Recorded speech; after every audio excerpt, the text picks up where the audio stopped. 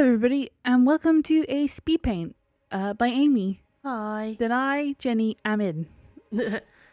This is a portrait of Gimgar's family. Yeah, they're all hanging out in Thora's home. Was her parents' home, but they gave it to Thora because she is the eldest, and she now lives in there because she has the space for her family. You see, you meet all of Gimgar's family in chapter 3 of High Hopes and Rolls, so you should go watch that. But this is basically, we're just going to talk about them, what their lives are like. Yeah, you meet most of them except for Gilia. She is the middle sister of Gimgar's. So they don't have a last name, do they? They do. It's written. It's not. Yeah, their last name is visual. If they choose to, like, I'm sure Bal and maybe Gilia, I don't know if she's into tattoos or not, but they're basically like on one of your shoulders you get a symbol, and that symbol represents what family you're from. And then when you it's not marriage, because marriage doesn't really exist in Runda, but like when two people come together and they like remain together, they will merge, they will put their partner's symbol next to theirs, and then when they have children, if their children choose to have it, they'll merge those two symbols together, creating their own name. So, like, for example, when this is a Nagar tidbit, but when they're leaving, when they're joining, he says, "Hello, other Gimgars." He's like, Mr. and Mrs. Gimgar is what he calls Bal and Gilia, because he doesn't really have. There's not a last name there. No. Yeah, that he doesn't really know what else to say, and like where he's from, you wouldn't do that either. But he's like he's trying to be formal. He's trying to be polite. He's trying to be polite in customs that he's learnt in Kadar. Yeah. When actually he should be going back to how it was when he was where he grew up. Yeah.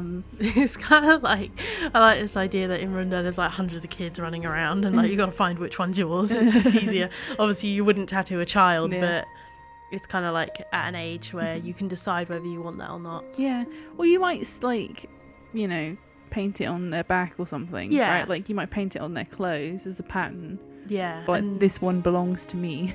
And then it becomes a little bit more permanent. That's only just because I really like tattoos. Just run them through a barcode scanner. Boop, this one's fine. Yeah, Litgar probably wouldn't make it permanent because he would never ruin his pristine body. No, never. He looks at Gimgar's tattoos and he's like, "What have you done?" So you've got Bal and Gilia, who are the patriarch and matriarch of the family. Yeah, they're the mum and dad. They're Gimgar's parents. Yeah. In chapter 3, Bal is obviously who Gimgar goes to talk to say we're leaving again. Yeah. And Gilia, her mum, is sitting on the sofa with him when they go in to the house. Yeah, pretty much always together. I mean, I'd say they're retired. There isn't really retirement per se. No. You just do less stuff for money. Yeah, they do more things to sort of help out like the community in that sort of sense. And like so basically Gimgar's family is like based off of my family. Her dad is my dad, essentially. Very much works every day. When he was younger, worked every day. Was basically like old school. Dad went out to work, mum stayed at home, but it's a little bit different for this. Yeah. I was actually going to ask you what Bal's trade was, like stone, metal, leather, builder, hunter. Bit of everything. Literally. Whatever needed an extra hand. Yeah, whatever needed doing he would do. Jack of all trades. Yeah, pretty skilled in a lot of stuff. And now he's he doesn't do so much physical labor anymore. He's in he basically is like a community leader, right? Yeah. He goes to council meetings and stuff. He's in the grandpa trade where he, basically now is the time where he's sort of like giving all of his skills to his children and his grandchildren. Is like basically like the wise old man you go to ask any, like literally you have a question about anything, you go to him and he's got an answer, whether it's right or wrong. Gilia, masterful leather worker. Yeah.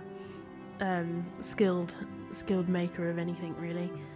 Like in these, like in real life, in these sort of time periods, like medieval time periods, you would have so like smithing is a really good example of this, where like you might think blacksmith and think, oh, blacksmiths are people who work with metal, but that's not necessarily, I mean, it's true, but it's kind of a misunderstanding of how detailed the work is. So blacksmiths work with iron, right, with metals that turn black when they're heated and then cooled.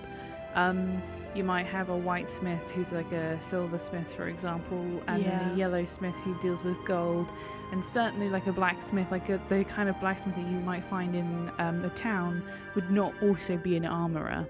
Yeah. There is that disambiguation with leatherwork as well. There's a huge difference between making, for example, saddles and armour to fit a person. And Gilia's kind of work is mostly practical, right? Yeah. It's like, it is armour, but it's also like other leather stuff that you might need in your day-to-day life. Quivers, strops, like those kinds of things. Yeah, I also like the Trews. idea that she's like an incredibly skilled hunter. Yes. She is the one who taught her kids that survival skill. I think she's also the kind of person where, like, for example, I don't think there are that many riders they're not like horseback hunters, are they? They're on foot, and like horses for dwarves anyway is a bit like a bit weird. But if you needed a saddle, she could probably do it. Yeah, 100%. It wouldn't be like super amazing, but she could look at an existing one and work out how to put it together. Yeah, like my mum, she was a car trimmer, I think that's the official term, where you make all the interior work for, like, all the leather interior work for cars. That's what my mum used to do. And Gilia's kind of based off of that, and like it would kind of just be like, my mum was like, well, I've never done it before, but if you give me a pattern, I'll figure it out. And that's exactly what she was like, and her work was amazing. Right, transferable skill set. Yeah. And kind of like Bal, in the sense that she's not doing so much physical labor anymore. She gets to be in the same room as her daughters and granddaughters and like demonstrate skill and pass on wisdom. And I say daughters and granddaughters because like Litgar is the only male to be born into this family, and he does not care. No. He's in his own little world. He's absolutely 100% the youngest, right? Could literally get away with murder, because like there's like quite a huge gap between Gimgar, like with Gimgar and Litgar, they're born very close together. Gilia and Thora are born sort of 100 years prior. Oh yeah, I think it's huge important age to gaps. mention that Bal and Gilia are up over 400 at this point. Yeah, right? they're old. They are getting very old. Yes, they are they're coming to the end of their natural lifespans. Yeah. Right? And then they've got 4 kids. Yes. Thora, Gilia, Gimgar, and Litgar. Yeah.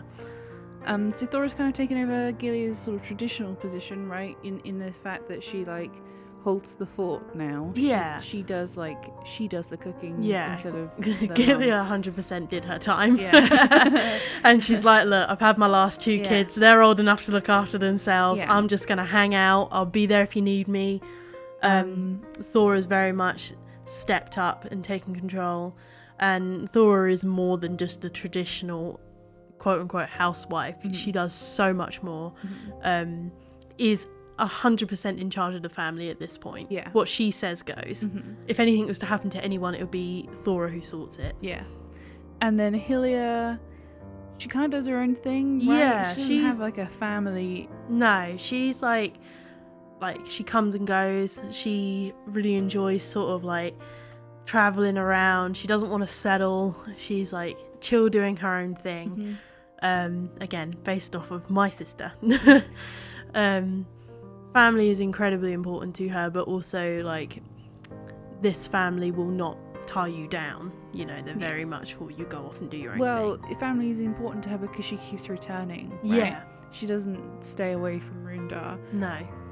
She'll go for like probably months, maybe years at a time, but she'll always come back, and she's always in touch. You always know where she is. Yeah. I also think that like the years at a time thing is less of a less of such a big deal if you're expecting to live to 400. Yeah, you know? exactly.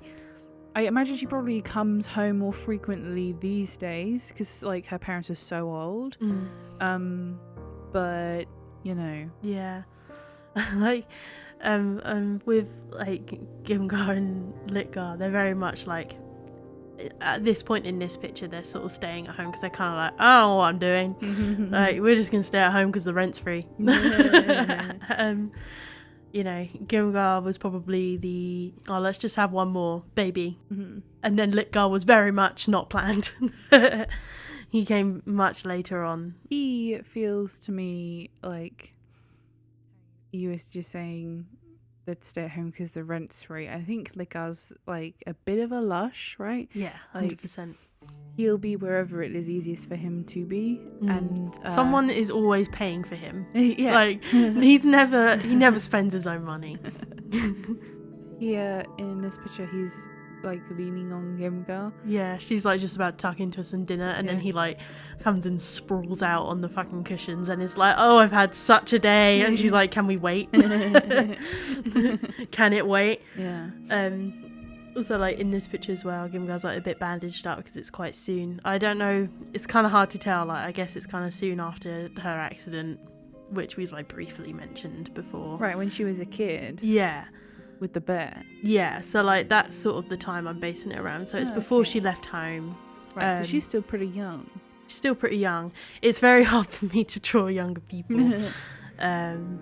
Yeah, they're both pretty young there still. Yeah, so for some context, if you've heard chapter 3, then you've heard this story. Rundar was Gimgar's hometown, where folk thought she'd never calm down. And then she proved them all right when a bear she did fight, though really he just chased her around, which is like a very sort of goofy way of describing an incident where Gimgar was literally mauled by a bear. Because she decided she could do it herself when she really couldn't.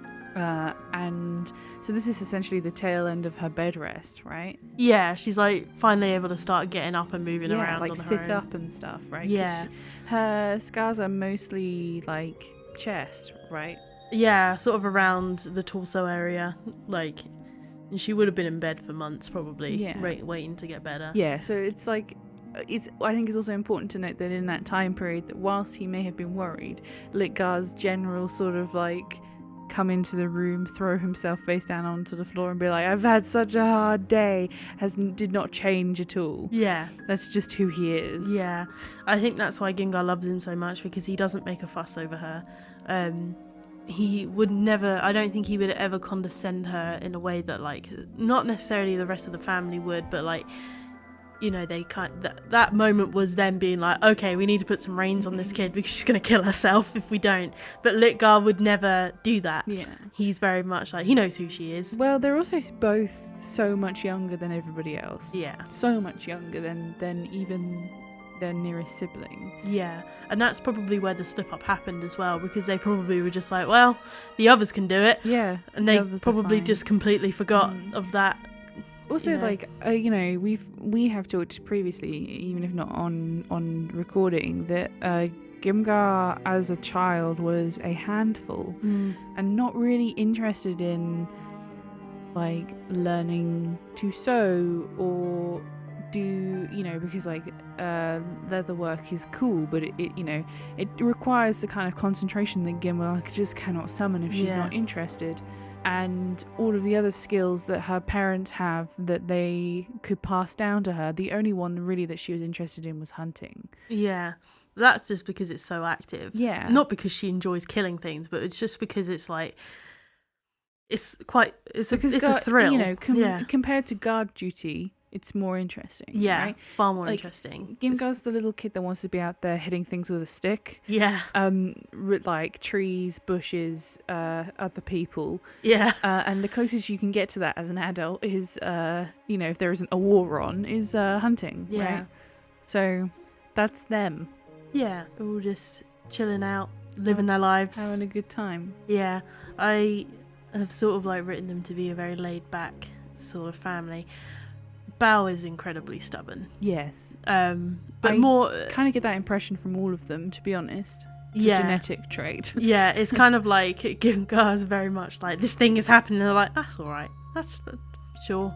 They don't panic about things. No. There's not a lot of anxiety in this household.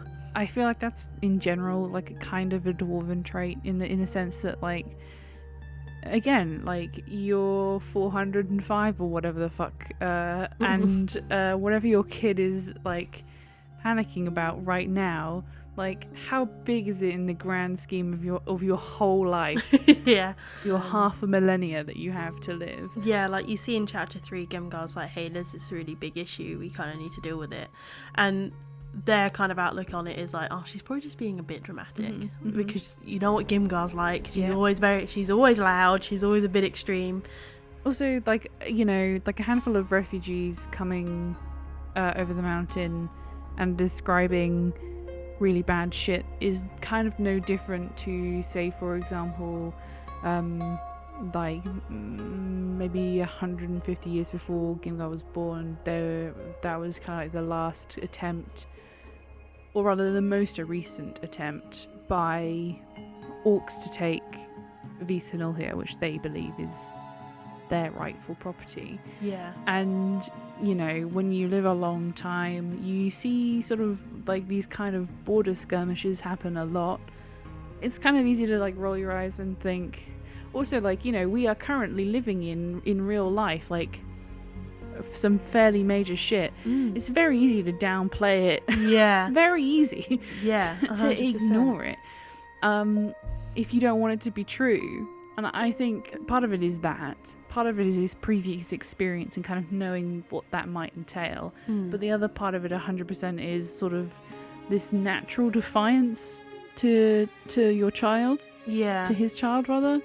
Like, I kind of get this feeling from them that he almost wants the fight. You know, he wants to be like, well, I don't want to move, because he thinks it's funny to upset her. Then they just know each other really well, and like part of that relationship is pushing each other's buttons. Yeah. It's just that this time round, he can see further than she can. Yeah. And so he perceives it to not be that a big a deal. So he's like, lol. Yeah. And obviously a lot of Gimgar's panic is like more a little bit more selfish in the fact that, like, she wants her family to be safe. Like, it's more than just everyone else in the world being in trouble. She needs to keep this family safe because they're all she has. And which obviously is a lot more than a lot of the other characters, but she needs them to be safe, and if that means tearing their home apart and moving them inside somewhere that will keep them alive, she'll do it. And when her dad is kind of like, yeah, we'll go when we see the issue, then she's kind of like, that's too late. No. You want to talk about Evie? Evie? She's not in this picture. She's not in this picture. Well, she's not been born yet. Oh yeah, she's not been born yet. This picture is like 20 years before Gimgar meets High Hopes, maybe?